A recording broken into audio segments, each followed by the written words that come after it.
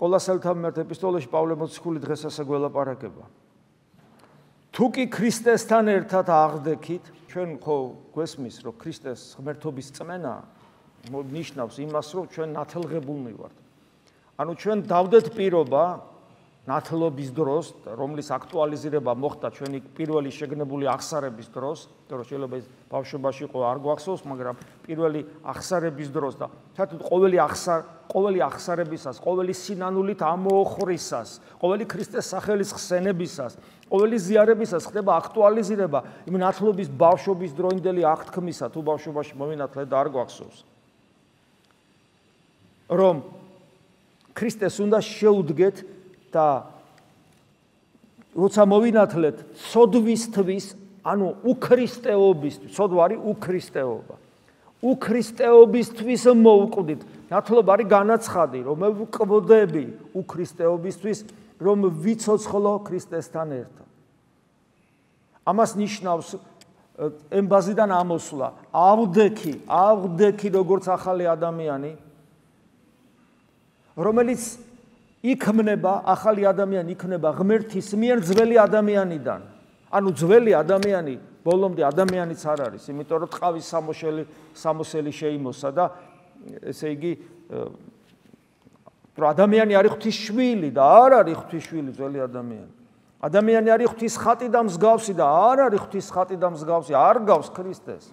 მაგრამ მასში არის შესაძლებლობა, რომ მისგან აი ამ ძველი ადამიანისგან ღმერთმა შექმნას ახალი ქმნილება, ახალი ადამიანი, რომელსაც დაიმსგავსებს თავად დაიმსგავსებს.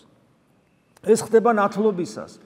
ოღონდ ეს გაცნობიერებული უნდა იყოს, რომ მე ვითანამშრომლოთ, იმიტომ რომ ეს ხდება როგორც აი ჩანასახის მსგავსად ჩვენ სულში, აი როგორც ახალი სიცოცხლე რო ჩდება დედის წიაღში და მე დედა უნდა უზრუნველყოფდეს საკუთარ თავში ნაყოფის კარგად განვითარებას.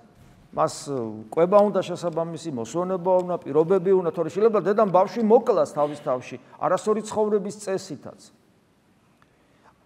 და ჩვენ როცა გაცნობიერებულად ვინათლებით და თუ ვერ ვინათლებით გაცნობიერებულად მე უკვე შემდგომში სინანულით და აღსარებით კიდევ ვიმეორებ აქტუალიზირებას ვახდენთ, ვაცოცხლებთ იმ აღთქმას და ვაცოცხლებთ ჩვენ თანამშრომლობას ვიწყებთ იმ აღთქმის შესაბამისად.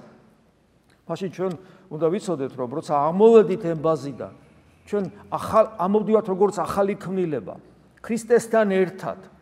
და რას ნიშნავს ქრისტესთან ერთად? ნიშნავს, რომ უკვე მისი ცხოვრების თანაზიარი ხდებით. როცა ჩვენ ვეზიარებით, ეს ზიარება ქვია.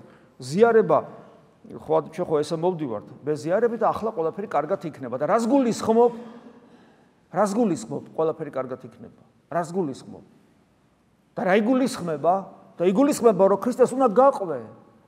მისი ცხოვრების თანაზიარი გახდე. მე თუ მდევნეს თქვენს გდევნიან, ამისთვისაც კი მზად უნდა იყო.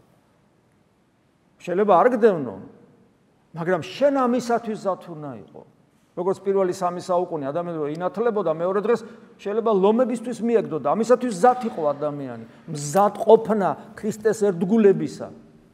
მაგიტომ ეზიარებთ. თქვენ ეზიარებით ქრისტეს ცხოვრებას. ქრისტეს ცხოვრებას პირველი ეს არის და მერე ამის მერე ღმერთი რასაც მოგცემს, მოგეფერება. ცხოვრება გაგამწარებს.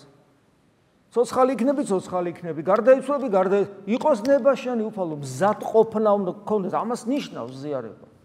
ამდენად გაცნობიერებულად მოვდივართ ჩვენ ზიარებაზე. და ქრისტესთან ერთად აღდგომა სწორედ ამას ნიშნავს, რომ მე ვეზიარები, მე ამოვედი ემბაზიდან და მივყვები მას, შეუდექი მას და ვეზიარები მე მის ცხოვრებას. ვცდილობ ვიყო ისეთი, როგორიც ის არის.